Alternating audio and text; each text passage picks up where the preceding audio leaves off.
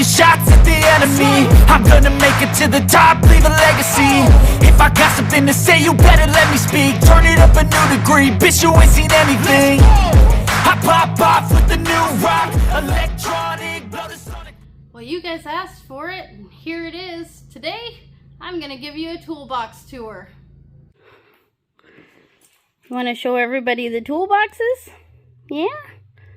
Should we give them a tour? Well, here they are. This is 22 years of tool storage that I've managed to accumulate throughout my career, and they are very handy indeed. Now that I'm not 100% mobile anymore, I'm actually using my toolboxes quite a bit. Since the shop still is kind of half mobile, half shop, I have lots of tools scattered around the shop. I use my tool cart on the daily, but my big boxes really hold the vast majority of tools that don't go with me every day.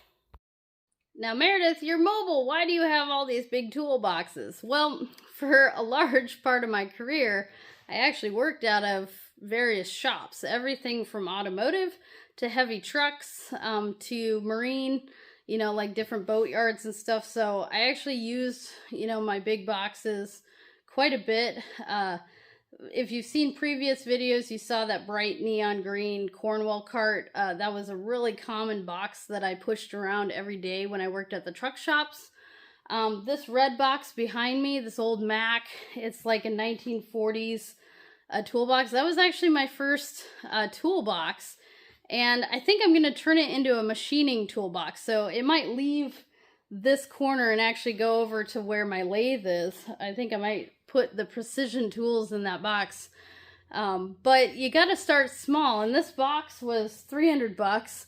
I bought it off a friend and it still works great. In fact, the Mac Tools guy came, you know, to my shop years ago, and he tried really hard to trade me a brand new cart for this box. And there's something about this box. I don't know if it was just because it was my first or because it's still working great. I just don't want to get rid of it. It's, you know, mostly empty except for some junk in the drawers. So I think this guy's going to get relocated across the shop, but it has been a very handy and a really cool looking box. I'm just not ready to part with it yet. So the other boxes, this Matco right here was my primary box. I bought it back in 2015, I think, as kind of my first like big box off the tool truck. And then years later, I finally bought like a hutch for it and a locker. The hutch and the locker are actually from Harbor Freight, and they don't fit perfectly, but they're close enough. I just couldn't, at the time, I couldn't stomach spending, you know, $6 grand for a hutch and another $5 or $6 grand for the locker. That was crazy to me. The box itself at the time was like 9,500 bucks. So very, very pricey, especially for a young person who's, you know, kind of buying the box on truck credit at the time. Of course it all got paid off, but probably wasn't the smartest move. However, at the time, Harbor Freight didn't really have this option. You know, the big boxes that actually could hold up. US General and Icon were not a thing, really, especially with their nice kind of line of boxes. Now, this box will last me the rest of my life, which is great. So I don't regret buying it at all. It's been a wonderful box. It's still a wonderful box. I actually love certain aspects of it over, you know, my newer Snap-on box. But I also, there's things about it that don't really work for me anymore. Some of which is the drawers, the depth, aren't quite big enough for the tools I need to put in the box. And that's kind of what led to, you know, once this thing was kind of overflowing, I ended up buying the bigger box. Now, some of you guys may have noticed there's a new box in the shop. Well, I decided to finally upgrade from my trusty Matco, and I'm going to be keeping that thing around. That thing was overflowing, and I've kind of been eyeballing one of these for a long, long time. This is a Snap-on Master Series. I've turned it now. I unloaded the Matco and loaded this one up. I'll give you a tour of kind of all three, but this one's the primary one. that has everything I go to day in it. I've also got a hutch on order and a locker on order for it, so I signed my life away, and we're gonna be working hard to, you know, like get this thing all paid for. These boxes are ridiculously expensive, but you know, they last you a lifetime. You know, my other box has been around forever. My 1940s box has been around forever. They hold up very, very well. And I needed kind of the bigger drawers for some of my long tools. But also, I'm just overflowing. I've been accumulating tools for 20 plus years now, and it was kind of time for a bigger box. So this is it. I'll open it up and give you a show. Now, I did buy this box brand new off the tool truck. It did come with some rebates and some extra things thrown in, like the Rhino lined charging system top with the LED light. It also came with a hutch at a deep discount. I paid extra for the locker, of course, but I wouldn't have been able to buy all those things separately for this price. So my top drawer, this is my primary box. This is a Snap-on Master Series KMP, so it means it has the power drawer. It's 54 inches long and 30 inches deep. My old box, my Matco over there, was 28 or 26 inches deep, I believe. So a little bit shallower, although it was the same length. Where I kind of ran out of room was with some of my larger tools. And you're going to see a mix of everything small to large in all of my boxes because I used to work on diesel semi-trucks. I still work on very large, you know, Caterpillar, Cummins, steam engines, stuff like that. So you're going to see a mix of large and small sockets. This is my primary top drawer where I've got, you know, various ratchets. Now, some of the stuff in here is actually kind of scattered throughout the shop and also in my car because, you know, I do half work as a mobile mechanic. So this is the stuff that pretty much lives at the shop. I have secondary sets of sockets. I have secondary ratchets. I have many more ratchets than this. They're just scattered around. These are the ones that tend to live at the shop. I try to have everything metric is on this side. Standard is on this side. I've got big angry ratchet, my big 1-inch guy back there. A couple 1/2-inch 3-footers. Every mechanic's gonna have custom made sockets. That's a Yanmar. This is my 1/2-inch drive, 3/4, and of course 1-inch drive sockets for the really big stuff. I also have a couple custom tools like a Cummins turning tool. That's so I can turn an engine over by hand, a larger engine. And over here I've got a couple of my torque wrenches. Always got to have my block of wood for pounding out, you know, certain things without doing any damage. A really large screwdriver / pry bar. This thing I actually used quite a bit, and I still use once in a while, not as much. And then my mini torque wrench, a couple of picks, my collection of ratchets over here. Most of the ratchets I use are these Snap-on 12-inch FL80 ratchets. I love these things. And one of these is my first ever ratchet that I ever owned. My dad actually went and found a Snap-on truck and bought it for me. And so it might be this guy right here. And still works to this day, even after many years of constant use. These things, you know, every once in a while, these things will, you know, die on you. But actually, I think this one's my first one. It's got my name engraved on it back when I was 13. So, but this thing, I don't even think I've ever rebuilt this. This thing still works like brand new. A lot of people give me a hard time because I like, you know, Snap-on hand tools as opposed to like, you know, say Harbor Freight. However, over the long run, you know, this is gonna be kind of a forever tool, whereas I've broken several of these. I have not broken many of these. Now, I'm not out throwing them around and abusing them. However, I do use them every day, and they have yet to really be a problem. And even if they were a problem, you know, just like Harbor Freight, they're warranted. In fact, Snap-on gives me the rebuild kits for these ratchets. I have several here, new pawls, new innards. So unless you really need help from your dealer, I can keep these going for a long time. This particular ratchet is a really, really old one. This is also one of my first ones that I got from a friend. And it doesn't skip, still works great. It's a little ugly, but you know, that really pays for the longevity. One of the ratchets I use every day, and I just picked this one up as a spare, honestly, because my main one is in my little gray toolbox that you guys saw. This is an angle head 3/8 drive ratchet, and most of the bolts that I am tightening, you don't need any more than wrist strength. So this thing is great. Harbor Freight even came out with the same length, same drive, everything.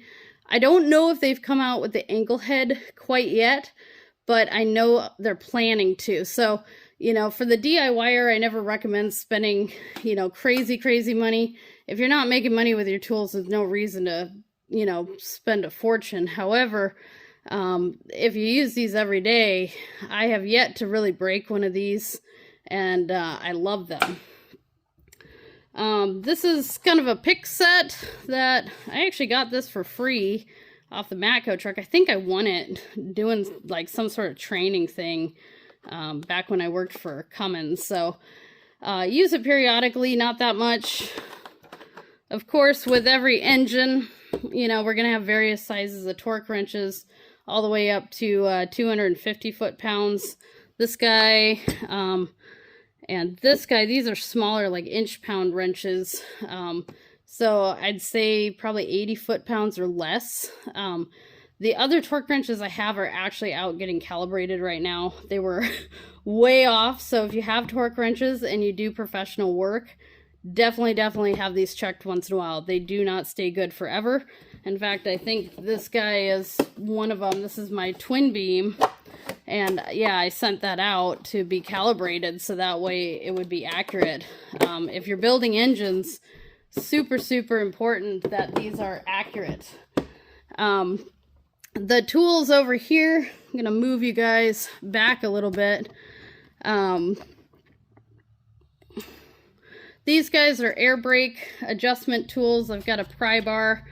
And then these two cardboard boxes, one thing you're going to see as a theme with me is I love my cardboard boxes. They're really easy to cut out into whatever shape you want.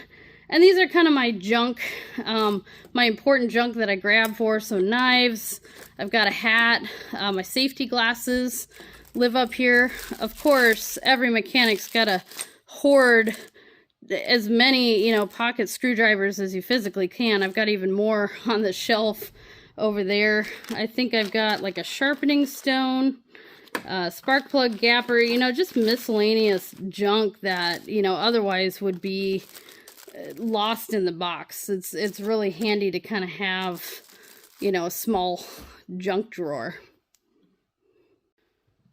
This is actually my favorite drawer, and you'll notice that it's kind of empty.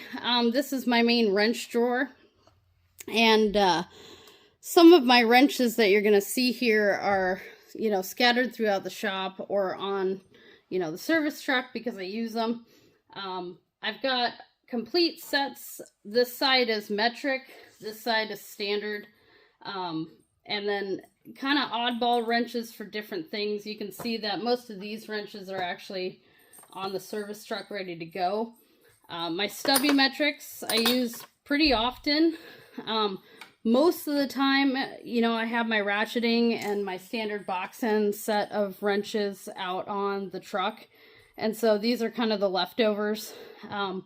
Also my half moons and some of my line wrenches, which are really handy for doing like hydraulic and fuel fittings.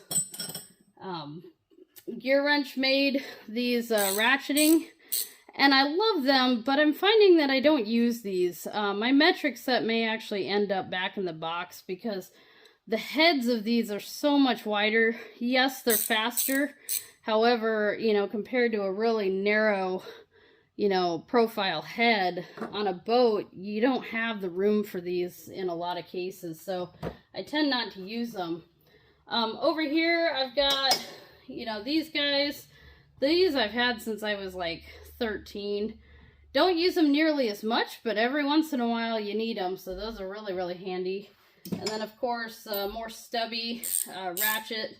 I think these are Matcos, yep. And then, you know, my pile of miscellaneous ratchets that I've gotten over the years that I, you know, just want to keep handy, but they're either doubles or triples of the sizes that I currently have. So, you know, they live in this box just to keep this drawer from becoming a mess. Over here is probably one of my more common used size or metric wrenches. These are called dog bones. And they have a square 3/8 drive on one side, and then of course your wrench. And these are great for like getting behind turbos, or you know, where the bolt is not kind of out in the open, and it'll give you like an offset of 1 inch or more to be able to get the tool in there and get a bolt undone. So I actually use these really often, especially on turbos. I love these things. So the ones in here, I have one hanging out. These are my angle head ratcheting, extra long.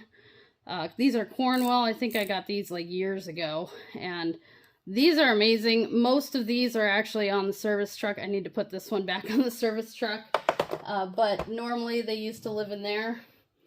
I have my angle fixed wrenches. These are really handy for, you know, oddball tight spaces. You know, most of these wrenches come in trays. Like if you buy them on the tool truck or even Harbor Freight, usually sells them in a tray, which is meant to help organize them in your toolbox. So that's really nice.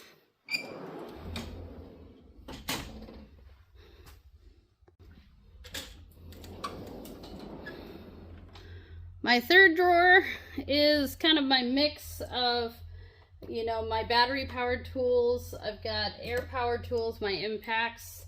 I used to use these every day. These are great. They still work great. If for whatever reason batteries aren't going to work, or if I need some extra power. When I worked in a shop, I used to use electric ratchets. I don't use electric ratchets all that much anymore.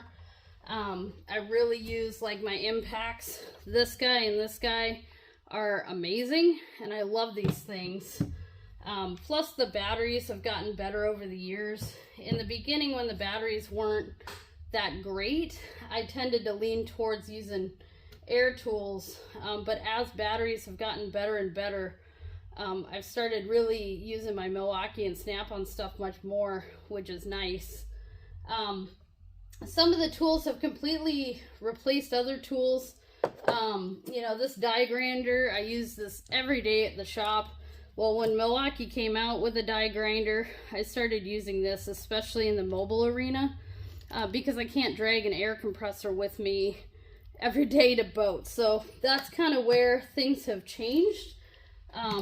Obviously, it's nice having air because you don't really run out of power. But, you know, these tools are handy, and man, they've got a lot of power. I can do, you know, some pretty serious impacting with my 1/2-inch drive. These do like semi-truck lug nuts, big bolts. I sold my 1-inch drive impact. There's no need for that anymore. I just don't use those, you know, nearly as often. And, you know, eventually the other half of the box, you know, will fill up. I keep all my air fittings, air oil, drill bits, hole saws. This is a Glad hand, so you can air up a semi-truck. I don't use that anymore, but if I had to, I could, if the truck is dead and can't air itself up. And then, of course, my emergency kind of tools. This is a master tap and die set. which I use a lot. And then this is a master extraction set. Really, really handy, you know, for stuck bolts, just really screwed up, you know, reverse drill bits, all these little guys to kind of help get rounded off bolts, just everything you can think of. That kit's kind of been able to do it if we get into trouble. This kit is an old kit. I've had this for a while, and this is a gasket punch set. So if you're cutting out paper gaskets, these are how you cut all the holes in the gasket. So really, really handy if I'm cutting out like a rectangle and it's got, you know, 4 bolt holes in it. This is like what I would use for that, and it's very, very useful.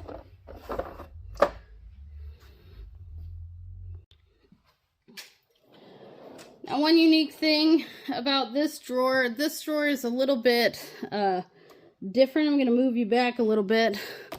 This drawer is what Snap-on calls their speed drawer. And the speed drawer, all it is a real shallow drawer. Every mechanic kind of has like a junk drawer where you get nuts and bolts and random stuff that piles up. Now, since I just bought this box, haven't filled it up yet. However, I'm finding it's actually really, really handy to kind of have my quick access stuff here, whether that's, you know, my die grinder kind of pads, a couple of random zincs, of course zip ties, my calculator, specialty tools, this Volvo injector, puller tools, lots of crush washers, and kind of random Yanmar nuts and bolts because I work on tons of Yanmars. This is a tachometer, a mobile tachometer. So when I'm test running my engine, I can, you know, see what speed to set it at, adjust my idle, and then any other Yanmar like specialty tools. I'm sure this drawer is going to fill up relatively quickly. However, I'm still trying to figure out exactly what I want in this drawer. I don't want to just fill it up with junk. And so we're kind of keeping it to absolute critical stuff that I need to grab quickly, and I don't want to dig through a bunch of stuff to get to.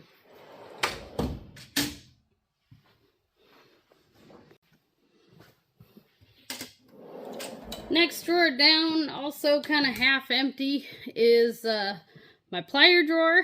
Over here is where, you know, my Knipex lived when I first bought them, when they stayed in the toolbox. I've got all the feeler gauges I could ever want, piston ring compressor tools, wire strippers, more Knipex. These are all extended, like double jointed pliers, which are really, really handy, especially when you don't have the space to squeeze this plier or open it up. These are really, really handy to use. Some of these pliers I've had since forever, including my mini pliers over here. They obviously don't get used much, but they still get used, so I hold on to them. This orange guy is for hose clamps on like automotive settings, those metal band style clamps. And then in this bigger box, those are my C-clip pliers, which I use all the time. Some of the pliers get used all the time, so half the time this is more empty than full. And some of them really don't get used. This was, you know, one of my first ever pliers. This is a Craftsman plier, but kind of once I started using the Knipex, I, you know, don't use that nearly as much unless I have to, or I lose one and I need a pair of channel locks. And so these are great for around the shop. Lots of handy kind of oddball pliers, and you know, I'm really happy with the setup I have. Even the old pliers that I've had for years come in handy in the weirdest situations. So yes, I have, you know, more expensive, fancier pliers. However, some of the oddball cheap pliers that either were given to me or I accumulated over time, there's still a use for. So I certainly use them. Next drawer down, this is kind of my dedicated hammer drawer. I've got more hammers than this, but they're scattered around the shop or in the service truck. This is one of my valve removal tools for rebuilding cylinder heads. Of course, you gotta have a variety of pipe wrenches, everything from, you know, really, really big to fairly small. I do use crescent wrenches for a lot of plumbing type stuff. And then, of course, hacksaws and their blades. These are brake tools from when I did, you know, automotive brakes. That's really, really handy for pushing brake pads back into the caliper. Let's see if I can get this guy back in. And then these are my actual brake measuring tools, which are designed for automotive. These test how thickness your brake pad is. And if you notice the stickers, these are the measurements I took based on semi-truck brake shoes. So I could, when I was documenting, you know, brake lining measurements, I could write 70% based on what the measurement told me. So that was really, really handy for working on semi-trucks. So this is kind of the heavy dumb tool drawer. I love my hammers. I've made a couple of them. This guy I made in college. It was when I was learning how to use a lathe. I didn't know how to use a knurling tool at the time. But I still use this hammer all the time. I used to have a whole bunch of Harbor Freight hammers. I don't remember if this is a Harbor Freight hammer. It might be.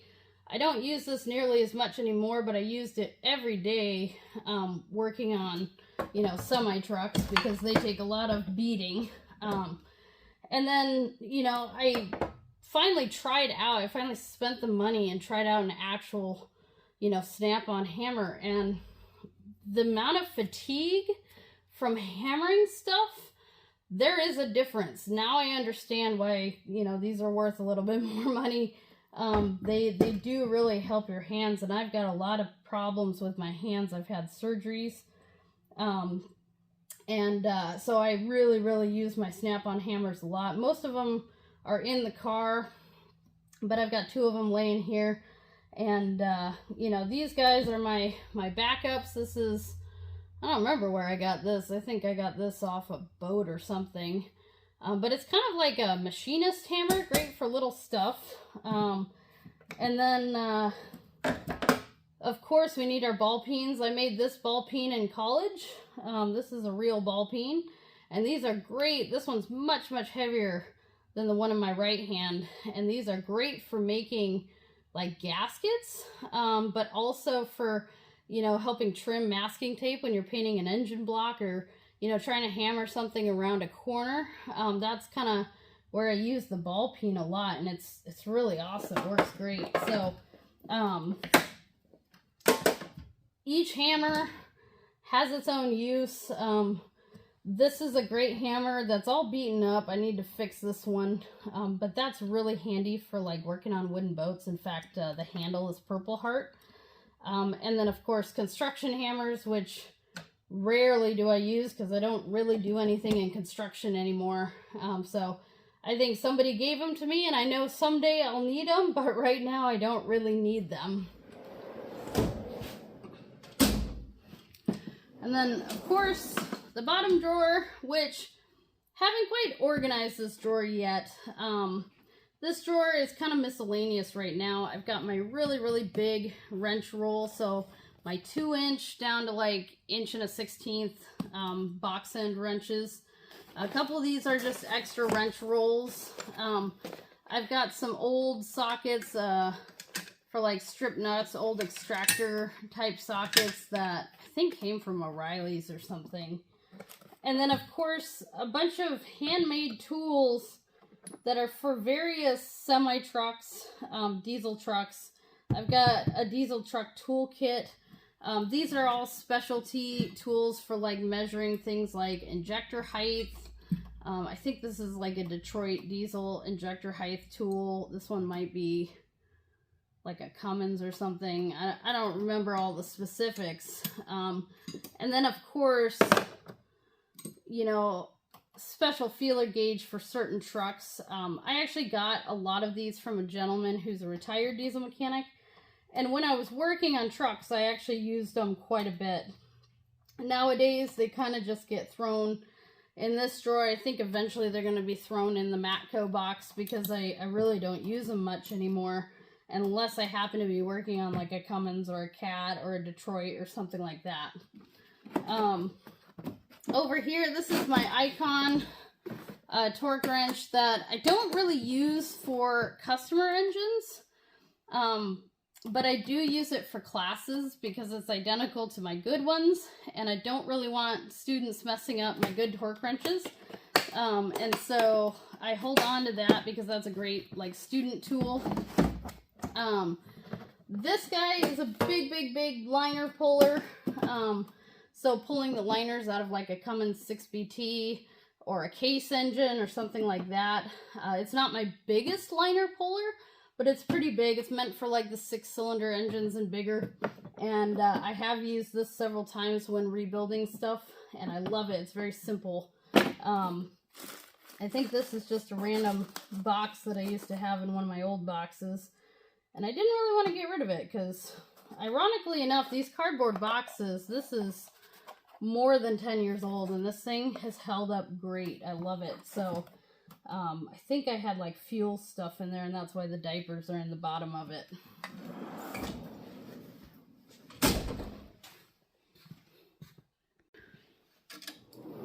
This drawer is my power drawer, and so what's kind of fun about a lot of these modern toolboxes is most of them nowadays are going to have some sort of power drawer. As you know, most of what I use is Milwaukee, a little bit of Snap-on. My flashlights need charged. I'm always charging my headlamps. The power drawer on my Matco is not this deep. It wasn't deep enough to have the Milwaukee chargers with a battery in them, and that was actually kind of frustrating. So yes, I'm still using the charging drawer, but not like this. This is really nice to kind of have all my stuff in one place, and then all the power tools directly above it. And then finally, this drawer is a little bit random for now. I did order the locker to this toolbox, so I've got a couple blow molded cases. Can't talk. So for now, it's holding, you know, a couple common things that didn't really fit in my other locker. I've got like a coolant bleed set, my power probe, which I love and I use all the time. I'm actually missing, I've got my coolant pressure test kit. I just used that, so that's in the truck. And coolant refilling, along with aluminum foil for covering up my engine parts. This is my 1942 Mac Tools toolbox, and it's mostly empty. Got some junk in the top. I think the first 3 drawers have some miscellaneous stuff. I used to have it labeled. That's all my old masking tape from when I was using it. It holds a lot of paperwork, especially inspection stuff. And then the rest of it's pretty much empty. So I'm going to move it across the shop and use it for machining. Now this is actually my first big toolbox, and I still love this thing. I've outgrown it a little bit. The Matco, this is a Matco 4S toolbox, and then of course the US General hutch and locker that mostly fit. If you look closely, the hutch is actually slightly long. I think this was meant to fit like a Snap-on KRL series, but you know what, you can't even tell the difference. It's not like crooked. And you know, I used to sit here and do a lot of my paperwork. Sometimes after a long day, you know, this would be full of tools. You'd be using it as your workstation. And what's really nice about a hutch is you can close and lock it up at the end of the night, and all your stuff's inside. I went for many years where I just had the empty box. I always wanted a hutch. I did order a hutch for the other box, and I'm really excited about that. Because if nothing more, even if somebody got into the shop, I do have some expensive, important things. And yeah, sometimes at the end of the day, you know, I want to just close this up and be done. So the hutch is one of my favorite things. in here, you know, every mechanic's got to have coffee pot. I'm kind of really sensitive about, you know, break room stuff, so I always had my own coffee. And this box has now become the main overflow box. So, again, a lot of the tools that would belong in this box now are now kind of scattered throughout the shop because they're hanging on walls or they're on my service cart or out in the service truck. But it's really nice to have kind of the length of these big drawers for some of the stuff that, you know, doesn't go in the primary box, but you also don't want it just laying outside.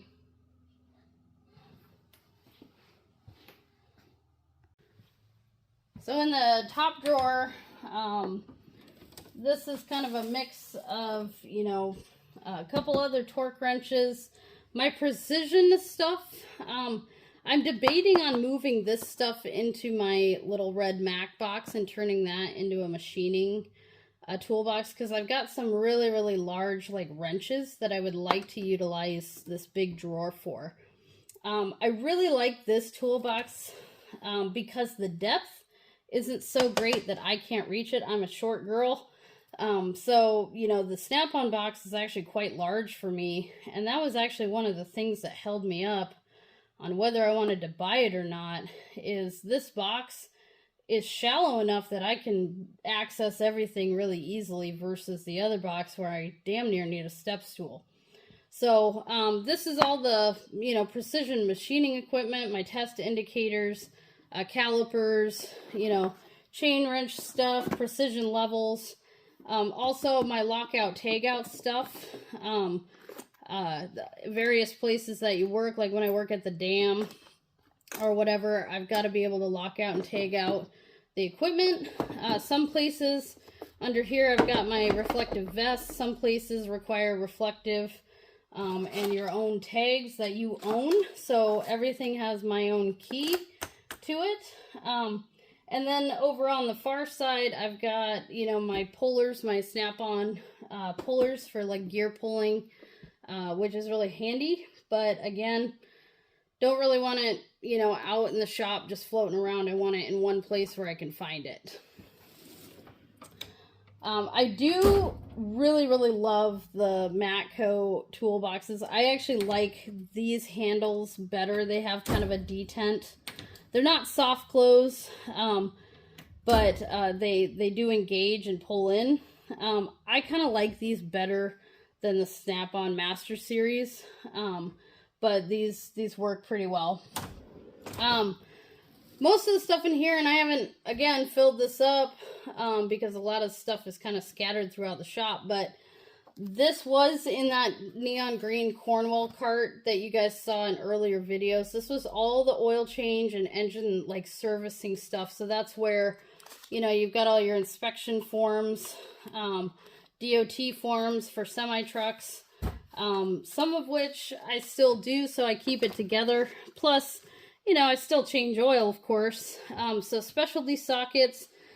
This is the goo that when you do like drain plugs, you can mark the plug to make sure it doesn't get tampered with. So it's like anti-tamper goo. Of course, I've got tire markers and paint pens.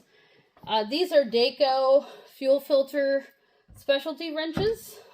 For usually you see them on like Freightliner Cascadias, that sort of thing. And you will not get the big kind of locking ring off without one of these wrenches. Of course, rarely see those anymore, so those don't get used much. And then, of course, the rest of the space is kind of, you know, miscellaneous stuff for now.